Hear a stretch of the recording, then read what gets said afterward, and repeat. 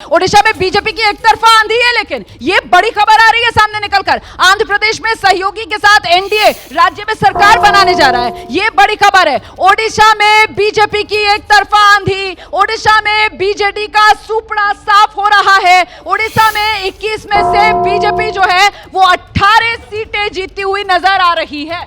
देखिए, उड़ीसा में की भावी राजनीति में जो नया परिदृश्य मैं देख रहा हूँ, नवीन बाबू के युग का समापन हो रहा है। जैसे तेलंगाना में बीआरएस का टीआरएस का समापन हुआ, अब वहाँ भी बीजेपी और बनाम कांग्रेस आगे। जल्दी तो नहीं कर रहे समापन में? नहीं, उनकी उम्र, उनका स्वास्थ्य और उनकी सारी जो समीकरण है वो सब बिगड़ गए। अब वो दोबारा उसको खड़ा नहीं कर सकते। और वो सारा जो है, क्योंकि जब बीजेपी की सरकार बनेगी तो विरोध का जो पक्ष है, अगर कांग्रेस ढंग से काम करती है तो उसके लिए वहाँ एक स्पेस बनेगी। ठीक है, राजनीतिक मेहमान है हमारे साथ, जल्दी से जोड़िए। क्या कहना? मैं सिर्फ ये कहना चाह रहा हूँ, आपको याद होगा आपके शो में ही अमेठी में जब ये सीट का अनाउंसमेंट हुआ था, सभी एक्सपर्ट ने कहा था कि ये तो हार हो गई, बिल्कुल हर हाल में कांग्रेस वहां से हारेगी। तब मैंने कहा था कि देखिए इसकी जल्दी ये रणनीति है, बिल्कुल आपने उसको रणनीति बनाया था। और आइए जल्दी से आपको लेकर चलते हैं। दो राजनीतिक मेहमान इस वक्त हमारे साथ जुड़ गए। कांग्रेस की तरफ से अलका लांबा हैं, बीजेपी की तरफ से राजीव जेटली जी हमारे साथ मौजूद हैं। राजीव जी, जैसी उम्मीद कर रहे थे उसके अनुरूप किस तरीके से इन आंकड़ों को देख रहे हैं आप? अभी तक एनडीए 290 पर है,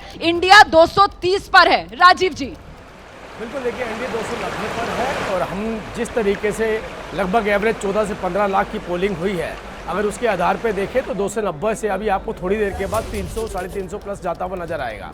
दूसरी बात, अभी तक कांग्रेस ने 3 फिगर में नहीं जो है वोट लिया, अभी तक 100 तक नहीं पहुंचे हैं।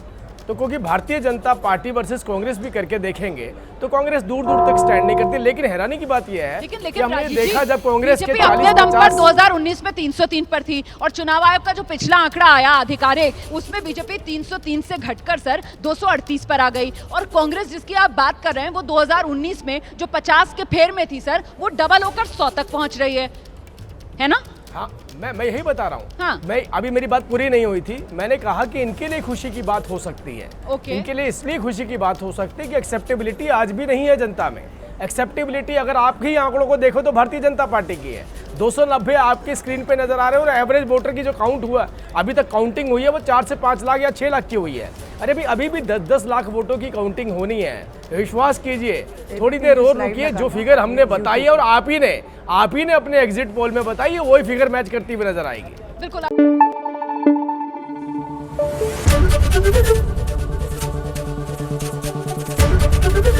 एबीपी न्यूज आपको रखे आगे।